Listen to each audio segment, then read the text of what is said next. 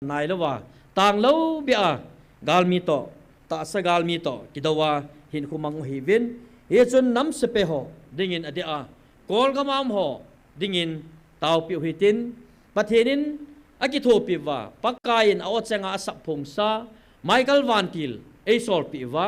mel mate masanga nung chon lo bia pachan na sang ta pathenin jong kolgam sunga ama acha te chunga mi hon o pakain avil nam mi te heti chu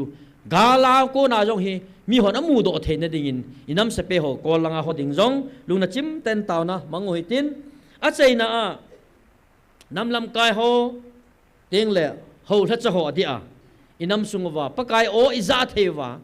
hichingai lunai ki kan khomwa pakai o iza theina divin teng le ho thacha na tong di ta krista dinga sepe hang san ta và nói to compromise hello thaga wa hang san ta thacha di ta inam sungwa apun theina dingin taw namang hoitin chu lung chim ten taw hoitin taw chaina hi evangelist then mangin phat zo si chaina to hin man pi wintin ichi chu tun na tunya iki man cha naw hin tin tun theidan chen taw na namang taw hiti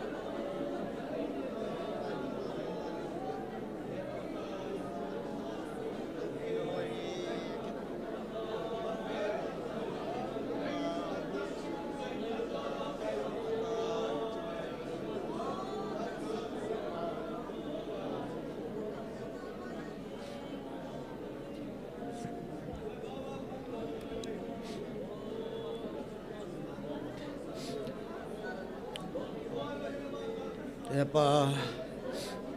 kipa na lom ve tu ni chana nei ngai lun na ho kidang ta na ma nei chanu lo pi e pa adama pana chon sisa pakai pathin tunin nang man pa na thisani nei hlat ta ven nangin nei hu do nau thu bo nang ma nei sei pi wa pakai jathia na khang nei pe yo na kom ki pa thu ka sei ve na he mi hem o he lo wa pakai nang ma o jo ka ja thei ta yo na min ka thang wa ve ba noi mi ten a he thei pu vi pakai tunin akul se gam ta ven eden sit na ko na mang thai dingen pakai ta jong la nang ma huing na lo pi ta nang man nei chan je na kom ki pa thu ka sei ve pa nangin lagawin nang ning vil na hi pakai vela na lo pi na dom sang ding nang nei sil thing ki win ta ka ta he tunin na la chapa na man cha wan mi te to ki halal ta nang wan lal to na nan dal ha ni khuwa pakai na thut chang ho wan noi mi te na za lo ho nei za sa wa ka man ta yu namin ka thang wa ve hi chi thu gu hi ai ta jong mang ta lo de je namin ka thang wa ve wan noi mi te lagaw ta sa a het khan thei ta pu vin tunin na long ko hon pin ta ka ta we ka ta naw lung se ta nai san pyo jing ni kho teng le na lo pin na dingin nei pui khom ki ta vin tia Nazareth Jesus na ka ta we amen hallelujah